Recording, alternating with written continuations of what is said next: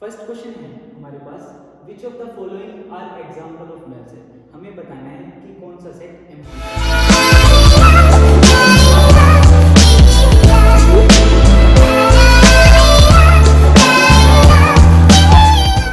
हमारे पास, which of the following are example of null set. हमें बताना है कि कौन सा सेट एम्प्टी सेट है। फर्स्ट पार्ट है set of odd natural number divisible by 2। हमें उन सभी ओड नेचुरल नंबर का सेट बनाना है जो 2 से डिवाइड हो जाते हैं। तो हम देखते हैं कि 2 से तो कोई ओड नेचुरल नंबर डिवाइड ही नहीं होता है, तो ये एक एम्प्टी सेट है। सेकंड पार्ट है हमारे पास set of even prime number. हम देखते हैं कि 2 एक इवन प्राइम नंबर होता है, तो ये सेट नॉट इक्वल टू 5 हो जाएगा। थर्ड पार्ट है हमारे पास the set of all x such that x is a natural number. x एक नेचुरल नंबर है, x is less than 5, x 5 से छोटा है, and x greater than 7, x 5 से छोटा भी है, x 7 से बड़ा भी है। तो ऐसे तो हो नहीं सकता, ऐसा कौन सा नंबर है जो 5 से छोटा भी हो और 7 से बड़ा भी हो, तो ये एक 5 सेट है। नेक्स्ट पार्ट है हमारे पास y says that y is a point common to any parallel line। हम देखते हैं कि जो पैरेलल लाइन होती है उनके बीच में थोड़ा सा भी डिस्टेंस डिफरेंट नहीं रहता, कांस्टेंट रहता है, इनफाइनाइट तक। तो ये सेट एक एम्प्टी सेट होगा क्योंकि एक कॉमन पॉइंट्स दो पैरेलल लाइन के बीच में कभी हो ही नहीं सकते, तो ये एक पाई सेट है। तो नेक्स्ट क्वेश्चन हमारे पास है which of the following sets are finite और इनफाइनाइट। तो हमें बताना है कि कौन सा सेट फाइनाइट है और कौन सा इनफाइनाइट। फर्स्ट पार्ट हमारे पास है the set of months of a year. तो हमें बताना है कि एक ईयर में जितने भी मंथ्स होते हैं उनका सेट एक फाइनाइट सेट होगा या नहीं। तो हम देखते हैं जनवरी फरवरी अप टू दिसंबर एक फाइनाइट नंबर होता है, एक डेफिनेट नंबर होता है, तो ये सेट एक फाइनाइट सेट हो जाएगा। सेकंड पार्ट हमारे पास है 1 2 3 डॉट डॉट डॉट। तो ये जो 3 डॉट होती हैं एंड में ब्रैकेट से पहले जो 3 डॉट होती हैं उसका मतलब होता है कि वो सेट इनफाइनाइट तक जा रहा है। तो ये सेट नेचुरल नंबर का सेट है जो इनफाइनाइट तक जा रहा है, hence this set is infinite. 1 2 3 dot dot dot 9900। तो ये जो 3 डॉट आप देख रहे होंगे, जैसा मैंने यहाँ पे बताया था कि अगर ब्रैकेट से पहले एंड में हमारे पास ये 3 डॉट लगी रहती हैं तो वो सेट इनफाइनाइट होता है, पर यहाँ पर ये 3 डॉट एंड में नहीं है, ये बीच में है। मतलब ये सेट नेचुरल नंबर का सेट है जो 1 से स्टार्ट हो रहा है और 100 तक जा रहा है, hence this set is finite set.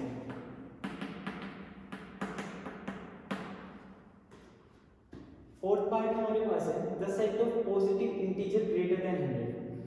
हम देखते हैं कि पॉजिटिव इंटीजर 0 से स्टार्ट होते हैं, 1 2 3 इनफाइनाइट, -1 -2 -3 इनफाइनाइट। तो यहाँ पर कह रहे हैं कि the set of positive integer greater than 100।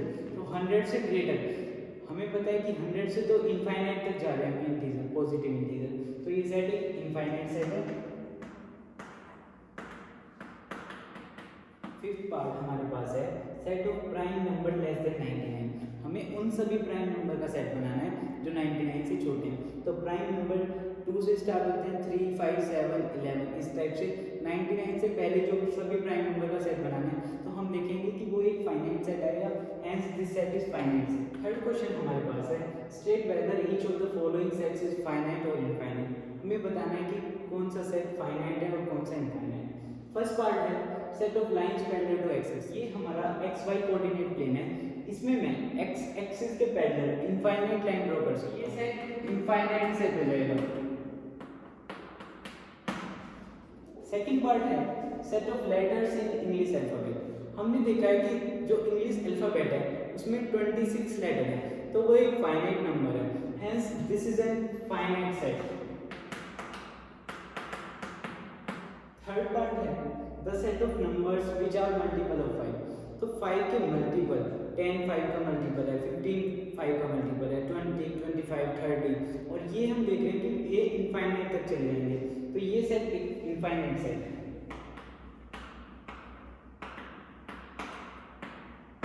Set of animals living on earth. एक पर्टिकुलर टाइम में total number of animals living on earth, तो वो एक फाइनाइट नंबर होगा, एक डेफिनेट नंबर होगा, तो ये एक फाइनाइट सेट है।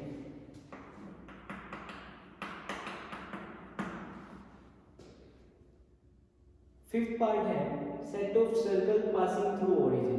तो एक सर्कल ये हमारे पास एक्स वाई कोऑर्डिनेट प्लेन है।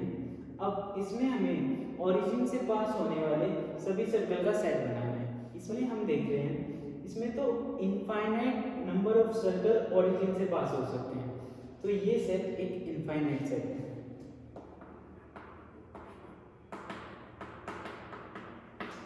फोर्थ क्वेश्चन है हमारे पास in the following state whether A is equal to B और नॉट।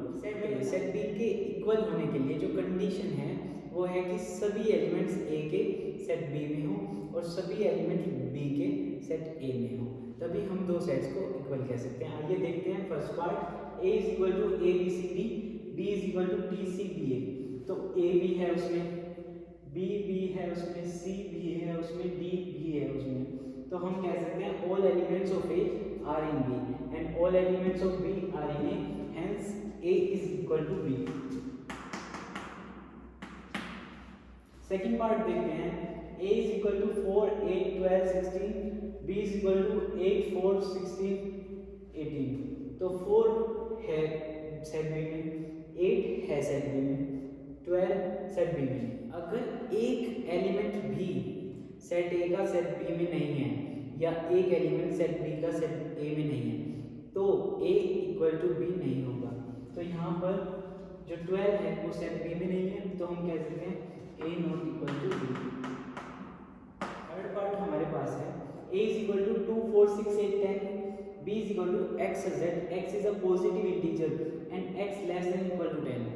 पॉजिटिव इंटीजर मतलब 1 2 3 4 5 और 10 से कम है या 10 के इक्वल है, तो 1 से लेकर के 10 तक के एलिमेंट सेट बी में आएंगे और इसमें 1 नहीं है, तो हम कह सकते हैं a is not equal to b। Fourth part हमारे पास है a is equal to x is that x is a multiple of 10, x 10 का मल्टीपल है, 10 20 30 40 50 इनफाइनाइट तक इस तरह से सेट ए में एलिमेंट्स आएंगे। सेट बी में है 10 15 20 25 30। हम यहाँ पर एक बात देख रहे हैं जो सेट ए में एलिमेंट्स हैं वो हैं 10 20 30 40 इनफाइनाइट तक। जो सेट बी में एलिमेंट्स हैं वो हैं 10 20 30 तो हैं, इसके अलावा एडिशनल 15 25 35 इनफाइनाइट तक इस तरह से। तो जो सेट बी है उसमें ज़्यादा एलिमेंट्स हैं, सेट ए में कम एलिमेंट्स हैं, तो हम कह सकते हैं A not equal to B. Question है are the following pair of set equal.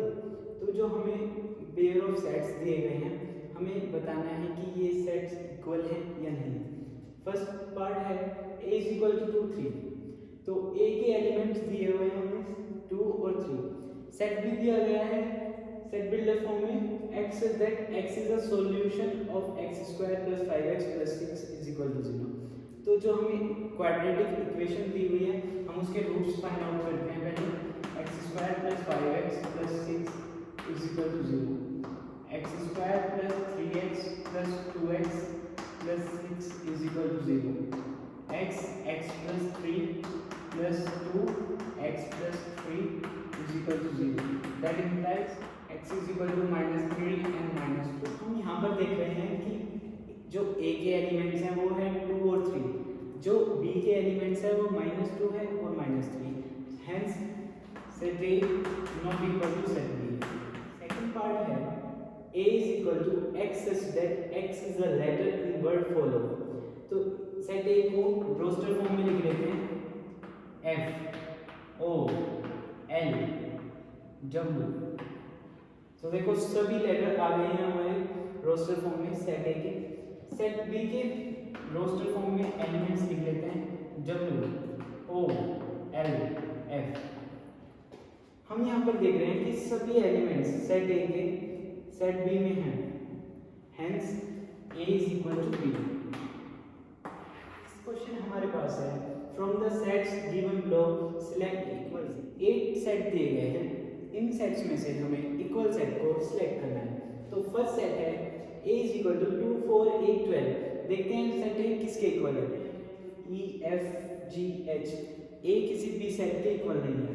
देखते हैं क्या b किसी सेट के इक्वल है, b इज इक्वल टू 1 2 3 4 1 2 3 4 1 2 3 4 1 2 3 4। हाँ, b सेट इक्वल है d के।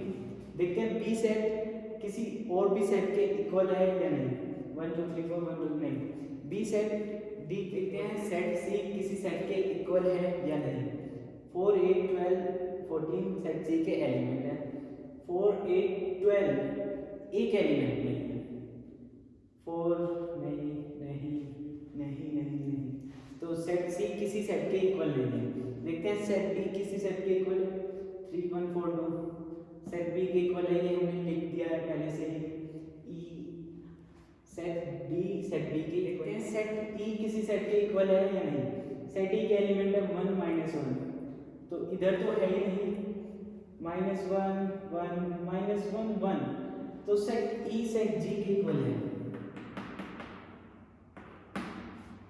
देखते हैं सेट ई किसी और सेट के इक्वल है नहीं, सेट एफ 0 ए 0 इसमें ए नहीं है, जी किसी के इक्वल है, जी ई के इक्वल है, हम लिख चुके हैं पहले से ही, एच 0 1 0 ए, केवल सेट बी सेट डी के इक्वल है, सेट ई सेट जी के इक्वल है।